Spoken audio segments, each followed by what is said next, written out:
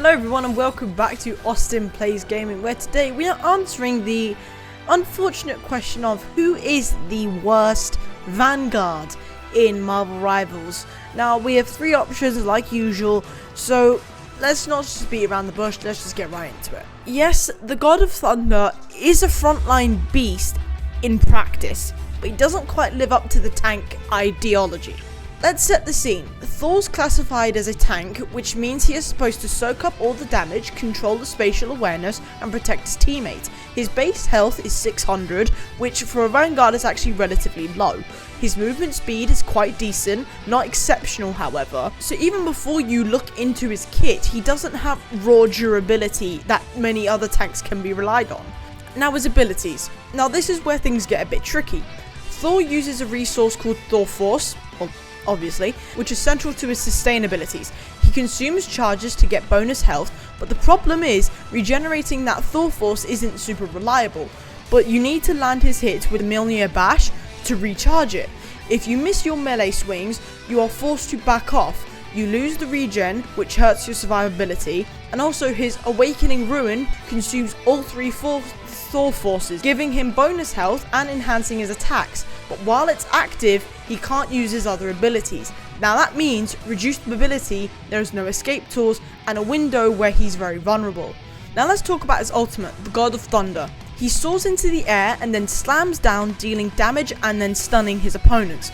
It sounds cool in theory, however its execution is shit. Many people in the Marvel Rivals community call it slow as hell, extremely easy to avoid, and it leaves him extremely vulnerable, even with the damage reduction. And if you mistime it, you can get punished hard, you can get killed, and you can get no one. And as a tank, leaving the front line to drop an ult that doesn't land is a very big risk. Here's another big thing. Thor doesn't feel like a real shielded tank like Venom and anyone. Some people listed his weakness as much more like a melee duelist than a Vanguard, which I completely agree with. The few options that could protect his team was because he disrupts his dives and he dives in. Now that's okay in theory. As I said, you need to soak up all of the damage so you can pull back your team and go in the front lines. But that's not the same as being a stalwart wall for your team. He's very mobile, but self-sustaining in terms of damage, and he's a good diver, as I just said, but his only way of protecting others is by being a literal sponge. Me and my brother say that all the time when we're playing as Vanguards, but the whole idea of a Vanguard is you be a sponge. That is basically what tanking is. If you soak up all of the damage that gives your DPS time to regen, or the healers to regen your DPS and move forward, your beefy Vanguard is obviously gonna do well. But Thor often disappoints. So what's the community saying? Well, as I've just said, Thor is often the worst pick for solo tanks. Folks mention he was never really a tank to start with, more like a chunky DPS. He's got the lowest health and lacks a strong shielding peel like Magneto, like Penny Parker, making him easy to shut down. Thor looks like a tank, but he doesn't play like one. He's squishier than most Vanguards, he can't soak up as much water than other sponges, and he depends heavily on his Thor Force to survive, and as we discussed, there's not much of that. His ultimate is risky, and it doesn't reliably protect his team. So yes, the God of Thunder might be an epic character in Marvel, but in Marvel Rivals, he's just a bit underwhelming. Now this next character definitely looks like a frontline monster. The big rock dude, super durable, but in practice he's one of the worst tanks. And here's why. The thing is that he should lead the charge, soak up all the damage like every other Vanguard and disrupt the enemy lines. On paper, he has advantages because he has a high health pool, he's got one of the higher 700s, but he also is immune to knockbacks or displacement thanks to his passive unyielding will. So he can stay put for a bit, but when others are getting flung around, this is where it falls apart. His Yankee Street charge is where he charges forward, gaining 200 bonus health when he uses it, but the bonus health quickly decays, in about seconds I would say. Stone Haymaker is a wind-up melee attack that gives him 50% bonus, 50 bonus health, not 50%, whether he hits it or not. and it's again and again temporary, so he can keep on hitting it, but that bonus health can quickly reduce. In Battled Leap, he can jump to a teammate, giving him and another ally a bit of damage boost or a damage reduction. However, if he's isolated, he can't leap, and then he's stuck, and he's basically just a rocky man. Now his ultimate pounds the ground, creating a seismic wave that launches enemies and stuns them, but the animation is too long for him to actually rile up. That's why a disadvantage with Scarlet Witch is also a main problem in the game, making him very vulnerable to interruptions. Now here's a huge problem with Thing. The thing is, he is very reliant on his teammates.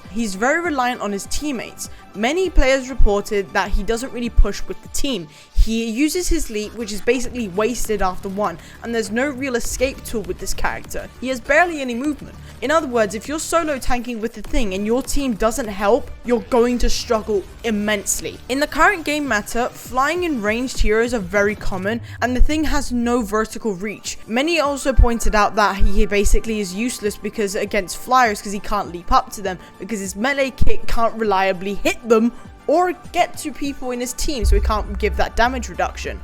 And because of his defensive ability, it only works when he's leaping to an ally. If the team is badly positioned, he's just a big slow target with a little bit of self-sustainability. And on top of all that, many recent Vanguard editions have created such a meta, and the Thing simply lacks utility. Compared to other tanks, he's just one-dimensional, and it's just not working. Players are quite mad about this because Thing was such a beloved character when he came in. But one common complaint is that if your team refuses to push with you and you're the only person to push, you're basically just wasted at that point. Many feel like Thing needs a consistently backup or consistent heals to survive in a match. So yeah, the Thing might look like a rock solid Vanguard, but in Marvel Rivals he's just flawed. He's too reliant on teammates, missing against aerial threats, and lacks self-sustainability or utility, which make other top tier tanks absolutely shine. You would expect this character to be relatively strong Vanguard in that sense, but Captain America, believe it or not, might be one of the worst tanks in the game. As I said with Thor, on paper, Captain America is a Vanguard, meaning he is supposed to lead the front line. Literally his character trait being Captain America, he's supposed to soak up all the damage, protect his team, but his actual base health is 575. Now, I said that 600 was bad for Thor. This is worse. His movement speed is very slow compared to others, so he's basically gone from a heavy-duty tank to a mobile brawler. Borderline crap DPS. Now, if we look at his abilities, his primary attack is basically just melee punches. After 2 hits, he throws his shield, which ricochets up to 4 times. So if there's 4 people in an area, it'll ricochet off them. Doesn't do considerable damage, but it means he is consistently landing melee hits to be somewhat effective. He can raise his shield to deflect projectiles only for himself, not to other teammates, but the shield only works for 400. If it's destroyed, he has a long delay to recover, meaning he's not permanently a tank, and his defenses depends heavily on just timing. He has a slam ability where he slams down and launches himself at enemies, which is great for a disruption, but not exactly the shield wall move that Doctor Strange quite has. His ultimate is supposed to be basically a big fight play, but he carves a path, giving bonus health to himself and his allies, plus a 30% movement boost, but it's not an invulnerability ult, let's just say. Our players have reported that despite the bonus health, he doesn't feel like a tank enough. He's using other abilities, and while it's active, his dash or shield block is very risky to use. He throws his shield, the projectile speed was then buffed. Together, his kit leans more towards mobility and disruption and not sustainability as a tank usually would be. Another big issue is execution and survivability. According to players and others, Cap isn't just someone who could sit in a fight and absorb all the damage. You have to dive in, time your shield block and throw your shield, then escape. And you might not have enough mobility to escape. If you mess up your timing and you're focused by strong damage dealers, he dies pretty fast. Now here's where the mismatch really hurts everyone. He's not a true frontline protector like most Vanguards are. Unlike more of a traditional tanks, he stands and holds a place, but Cam plays more like a dive brawler. His health is lower, his shield is temporary, and his main strength is disruption and mobility, which can only be so good for so long. And not creating a durable frontline for his team isn't also great. He can deflect projectiles, but doesn't consistently shield or peel for teammates like a classic Vanguard might. So if your teammate is expecting a brick or a sponge to soak up 100% of the damage. Cap often under-delivers. He's not just weak on paper, players in the community agree as well. Some call him the weakest Vanguard there is, because he doesn't tank like other tanks. Unless you have a really good healer, he's basically useless because he needs constant heals. That's harsh, especially for a character whose whole identity is frontline leadership. A Captain America might look like a Vanguard, but in Marvel Rivals he really struggles to fulfill this tank role. His low base health, risky execution, and lack of true sustained protection make him one of the worst, if not the worst, tank in Marvel Rivals. Well, that is the end of today's video. I do hope you all enjoyed it, and if you did, please leave a like and subscribe and comment what else you'd like to see on the channel. But without further ado, hope you have an amazing day as always, and I'll see you all in the next one, folks. Bye! Yeah!